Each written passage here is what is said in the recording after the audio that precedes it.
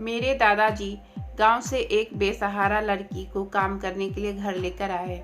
वह लड़की बहुत खूबसूरत थी। वह अपना काम करने के बाद दादाजी के कमरे में चली जाती थी और दरवाज़ा अंदर से बंद कर लेती थी।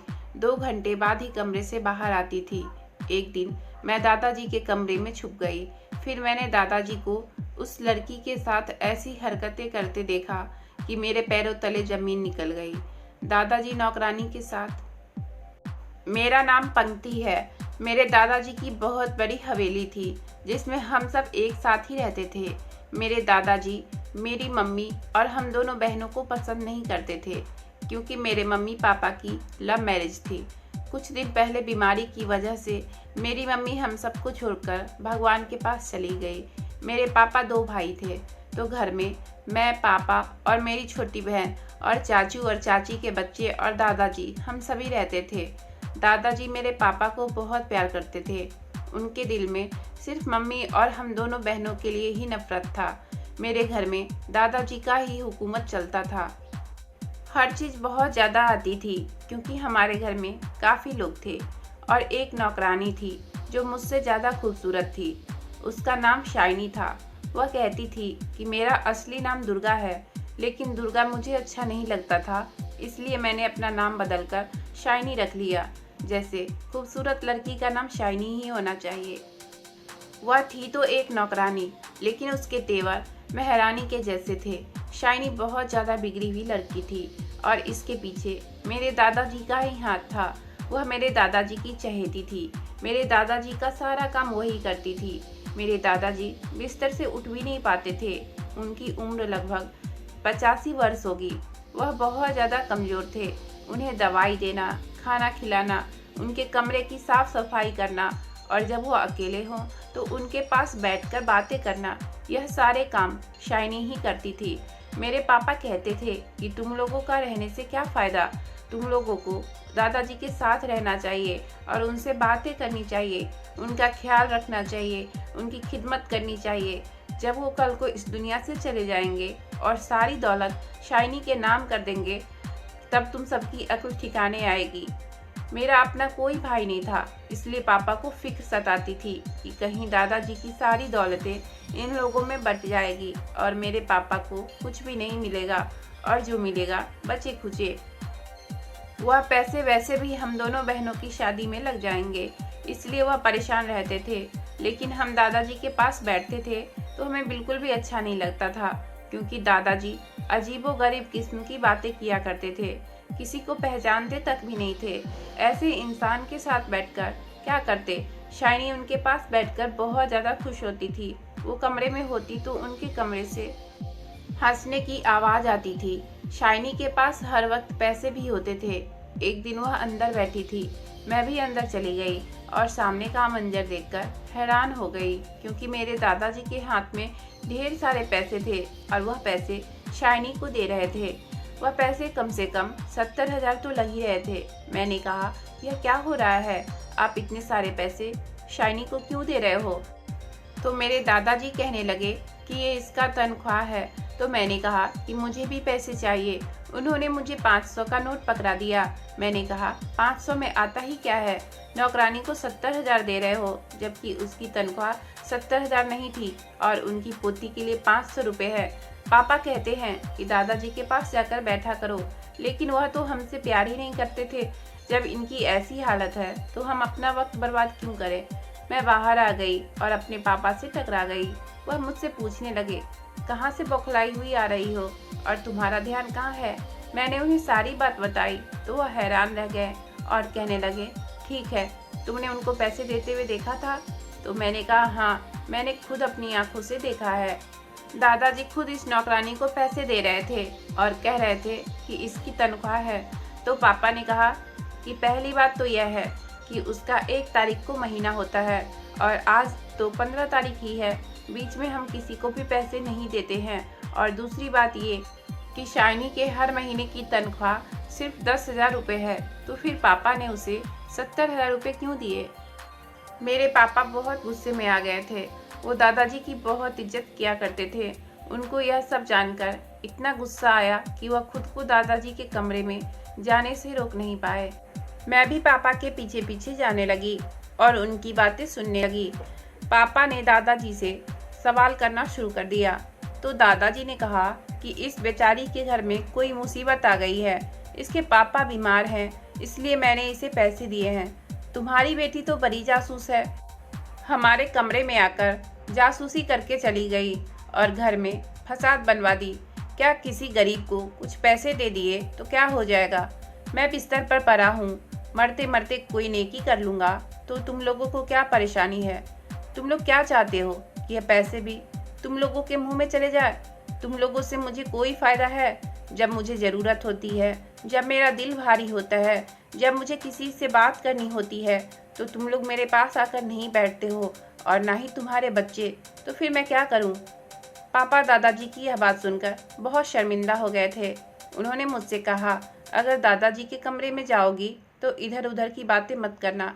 पापा बहुत परेशान लग रहे थे और गुस्से में लग रहे थे क्योंकि उनकी बेइज्जती हो चुकी थी। वह सीधा अपने कमरे में चले गए। कुछ दिन बाद पापा ने मुझे एक और खबर सुनाई जिसे सुनकर मैं और भी ज़्यादा हैरान रह गई। मेरी छोटी बहन मुझसे काफ़ी छोटी थी।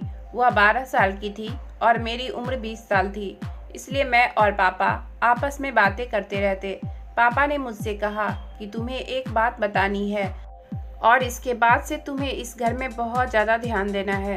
पता नहीं ऐसी कौन सी बात थी। मैंने कहा, ठीक है पापा, मैं ध्यान दूंगी।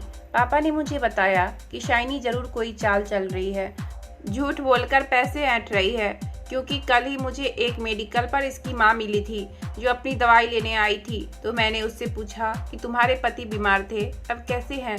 वह मुझसे कहने लगी, आप कैसी बातें कर रहे हो? मेरे पति को तो गुजरे हुए 7 साल हो गए हैं। ये बात सुनकर मैं हैरान रह गया और दादाजी ने तो उसके पापा बीमार हैं ये कहकर उसे पैसे दिए थे, जबकि इसके पापा तो इस दुनिया में है ही नहीं। पापा ने कहा, यह लड़की बहुत चालाक है, इसलिए मैं तुम्हें यह सब बता रहा हूँ। तुम इसकी तरफ से एहतियात करना और इसके ऊपर नज़र रखना। एक दिन मेरी एक दोस्त मेरे घर आई। हमारे घर में दौलत की कोई कमी नहीं थी, इसलिए ही शायद मेरी दोस्त मुझसे बात किया करती थी और मेरे घर आती जाती रहती थी, क्योंकि उसे अच्छा अच्छा खाना मिलता था, अच्छी चीज़ें मिलती थी। वापसी में मैं उसको किराया भी दे दिया करती थी। वह नौकरानी को देखकर कहने लगी कि यह कौन है? मैंने कहा, यह नौकरानी है। तो वो कहने लगी, कैसी बातें करती हो? नौकरानी ने जो सूट पहना है वह 15,000 का है। यह सुनकर मैं हैरान रह गई। मैं कहने लगी, वाकई? तो उसने मुझे नेट पर देखकर बताया कि वह सूट 15,000 का है और यह नया नया मार्केट में आया ही है। बहुत कम लोगों ने अभी इस सूट को खरीदा है। तुम्हारे घर की नौकरानी ने 15,000 का सूट पहना है और तुम्हें पता भी नहीं है। यह सूट तो तुम्हें पहनना चाहिए था। मुझे तो यह सुनकर आग लग गई कि हमारे घर की नौकरानी इतने महंगे महंगे कपड़े पहनकर आ रही है। यह सारे घर में ऐसे घूमती फिरती थी जैसे इस घर की मालकिन है। इसे सिर्फ खाना बनाने का ही काम कहा जाता था। इसे सिर्फ किचन में ही खाना बनाना ही होता था। यह खाना अच्छा बनाती थी और खाना बनाने के बाद दादाजी के कमरे में चली जाती थी। एक दिन वह दादाजी के कमरे में ही थी और कमरे से बहुत ज़ोर ज़ोर से हंसने की आवाज़ें आ रही थी। मैंने सोचा, मैं भी तो देखूं, ऐसी क्या बात है जो इतना हंसा जा रहा है? कहीं दादाजी प्यार तो नहीं लुटा रहे हैं और यह नौकरानी उठाए जा रही है। मैंने दरवाज़ा खोलने की बहुत कोशिश की। मुझे दस्तक देने की कोई ज़रूरत नहीं थी। यह मेरा अपना घर था और मैं इस घर की मालकिन थी। लेकिन यह देखकर मेरे कदमों तले से ज़मीन खिसक गई और मेरी जान निकल गई, क्योंकि दरवाज़ा तो अंदर से बंद था, दरवाज़ा खुला ही नहीं। और वह हंसने में इतनी मशरूफ़ थी कि उसे पता ही नहीं चला कि मैंने दरवाज़ा खोलने की कोशिश की थी। मैंने फ़ौरन पापा को कॉल की और यह सब कुछ उन्हें बता दिया। पापा भी हैरान रह गए और कहने लगे कि पता नहीं इस घर में हो क्या रहा है। कुछ ऐसा तो नहीं हो रहा है जिसकी वजह से हम पर मुसीबत आ जाए। नौकरानी दिन ब दिन हम सबके सर पर सवार होती जा रही थी। इसके तौर तरीके, इसकी हरकतें, इसका घर में सर उठाकर घूमने फिरने का अंदाज, इसके पास कोई तो रास्ता था जिसके बारे में हमें पता नहीं था। इसने कुछ तो ऐसा कर लिया था जिसका हमें पता नहीं था। इसे किसी बात का डर नहीं था। अब वह हमारे सामने चहकती फिरती थी। अब वह हमारी बात भी नहीं मानती थी। एक दिन मैं चाय का कप पकड़कर जा रही थी कि मेरे हाथ से कप गिरकर टूट गया और चाय जमीन पर गिर गई। मैंने नौकरानी से कहा कि इसे साफ कर दो। वो खाना बना रही थी। उसने मुझसे कहा, ये कपड़ा लो और साफ कर दो। भला कौन सी नौकरानी आपको यह कहती है कि अपना काम खुद करो, जबकि आपने उसको काम पर रखा हुआ हो और आप उसे काम के पैसे भी दे रहे हो। मुझे गुस्सा आ गया। मैंने नौकरानी से लड़ाई कर ली। मैंने कहा, नौकर हो तो नौकर ही बनकर रहो। मैंने तुमसे काम करने को कहा है, तुम मुझे बातें सुना रही हो। उठाओ कपड़ा और यह सारी गंदगी साफ करो। तो वो कहने लगी, मैं खाना बना रही हूँ, मुझे खाना बनाना है, जो गलती खुद की है उसे साफ करो। उसने मेरे साथ बहस कर ली और उसको साफ नहीं किया। हवेली का वॉचमैन किसी काम से अंदर आया। उसने यह देखा तो साफ कर दिया, जबकि उसका काम नहीं था। मैंने भी साफ नहीं किया क्योंकि मुझे भी गुस्सा आ गया था। मैंने यह बात पापा को बताई और कहा कि नौकरानी को घर से निकाल दीजिए। पापा ने कहा, ठीक है, इसे तो नौकरी से निकाल देना ही चाहिए। पापा ने अगले दिन ही इस महीने की तनख्वाह उसे दी और अगले महीने की तनख्वाह भी दे दी और उससे कहा, हम तुम्हें नौकरी से निकाल रहे हैं, इसलिए हम अगले महीने की तनख्वाह भी तुम्हें दे रहे हैं। वह जाने के बजाय मेरे दादाजी के कमरे में जाने की कोशिश कर रही थी कि मैं उनसे मिलकर चली जाऊंगी, तो मैंने कहा कि वह सो रहे हैं, जबकि वह सो नहीं रहे थे। वह कहने लगी, अच्छा, मेरा एक सामान अंदर पड़ा है। मैंने कहा कि मुझे बताओ क्या है, मैं तुम्हें लाकर देती हूँ।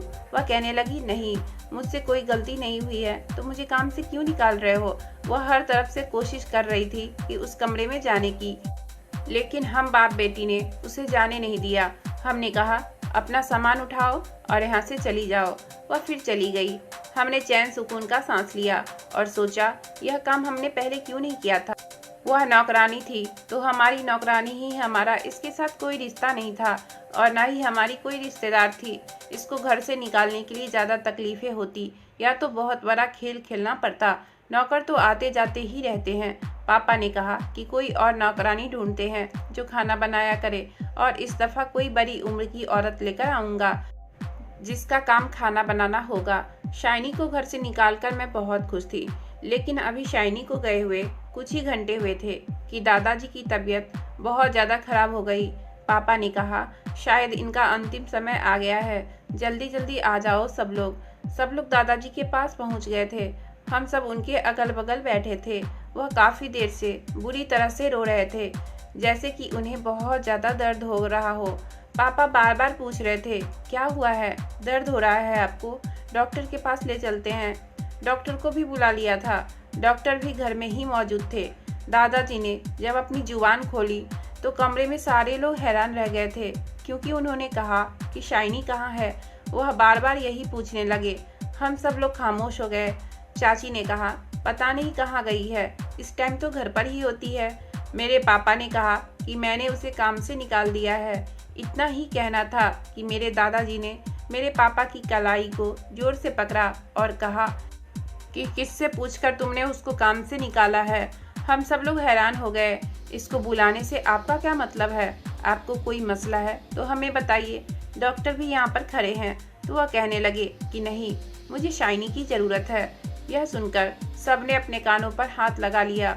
दादाजी जिस किस्म की बातें कर रहे थे, लेकिन मरता क्या ना करता। उन्होंने इतना शोर कर रखा था कि रात के 2 बजे बस एक ही रट लगा रखी थी, शाइनी को लेकर आओ, शाइनी को लेकर आओ।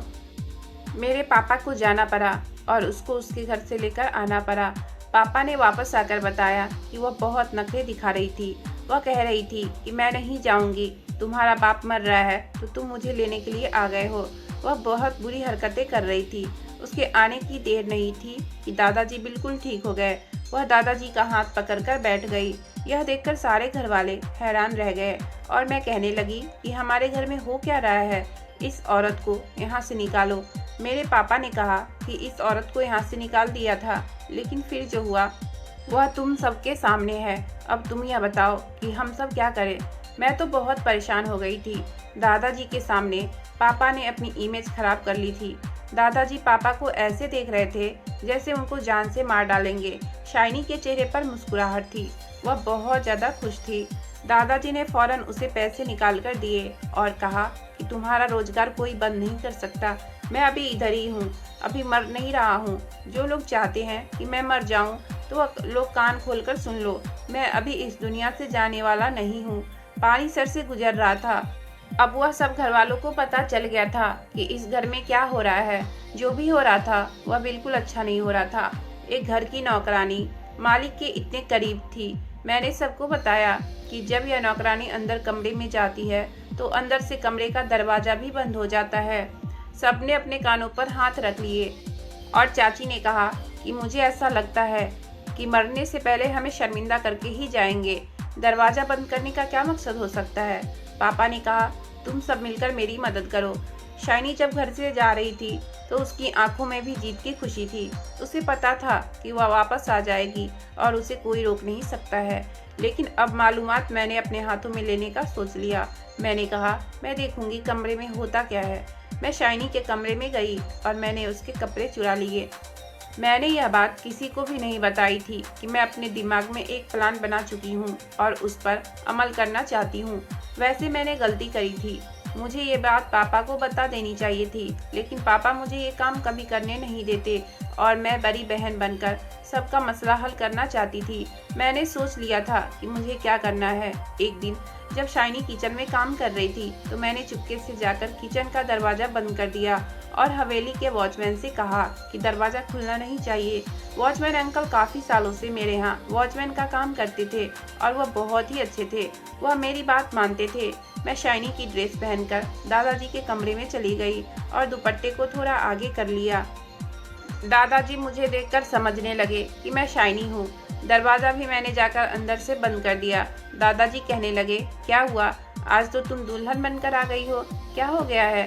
तो मैंने आगे से सर हिला दिया तो कहने लगे, अच्छा तुम दुल्हन हो और दुल्हन बनने की कोशिश कर रही हो। मैं जाकर उनके पास बेड पर बैठ गई। इसके बाद इस कमरे में जो हुआ वह देखकर मेरी जान निकल गई, क्योंकि उन्हें बात ही कुछ ऐसी कही थी। उन्होंने मुझसे कहा कि राज की दुल्हन होना, राज जल्दी आ जाएगा, मैं तुम दोनों की शादी करवा दूंगा और यह काम करके ही इस दुनिया से जाऊंगा। राज कोई और नहीं, मेरे चाचू का बेटा था और शायद उसका अफेयर शाइनी से चल रहा था और वह दोनों आपस में शादी करने वाले थे। दादाजी को इस बात का पता था। शाइनी इस घर की रानी बनने वाली है, यानी कि खानदान की बहू बनने वाली थी। मैं क्या करती? मैंने दादाजी से कहा कि मैं आपके लिए पानी लेकर आती हूँ। आवाज़ थोड़ी बदल सी गई और मैं वहाँ से बाहर आ गई। मेरी सांस फूली फूली थी और किसी को पता भी नहीं था कि मैं क्या करके आई हूँ।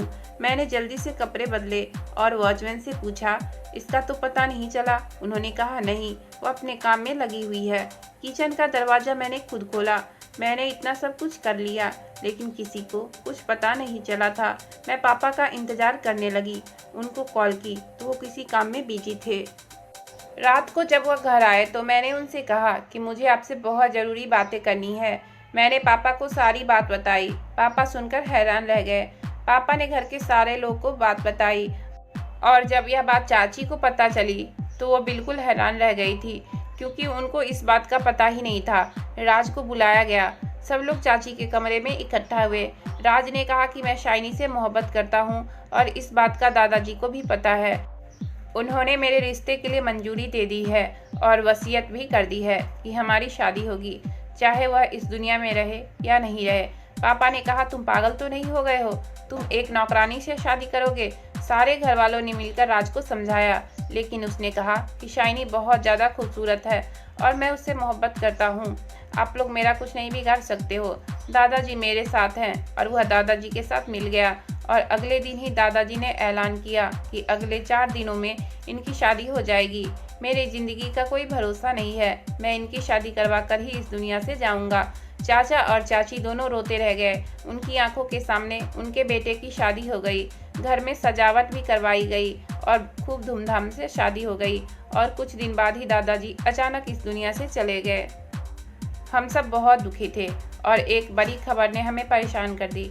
वह खबर यह थी कि दादाजी ने जायदाद का एक बड़ा हिस्सा राज और शाइनी के नाम कर दिया। हम सब बहुत परेशान थे, क्योंकि हमारे घर का एक शख्स उनसे मिला हुआ था। इस बारे में हम कभी बैठकर सोचते हैं तो यही सोचते हैं कि शायद हमें अपने दादाजी की खिदमत खुद ही कर लेनी चाहिए थी। अगर हम उनके पास बैठा करते, उन्हें वक्त देते, तो उनको किसी की ज़रूरत नहीं पड़ती। पता नहीं हमारी गलती थी या किसी और की। राज और शाइनी तो अपनी किस्मत चमका गए थे। दादाजी अब इस दुनिया में नहीं रहे। बाकी जायदाद से हमें जो हिस्सा मिला वो बस इतना ही था कि हमारा गुजारा चलता है। शाइनी और राज दौलत लेकर दूसरे शहर में जाकर रहते हैं। अगर आपको कहानी अच्छी लगी हो तो प्लीज़ वीडियो को लाइक और चैनल को सब्सक्राइब करें। आपका बहुत बहुत धन्यवाद।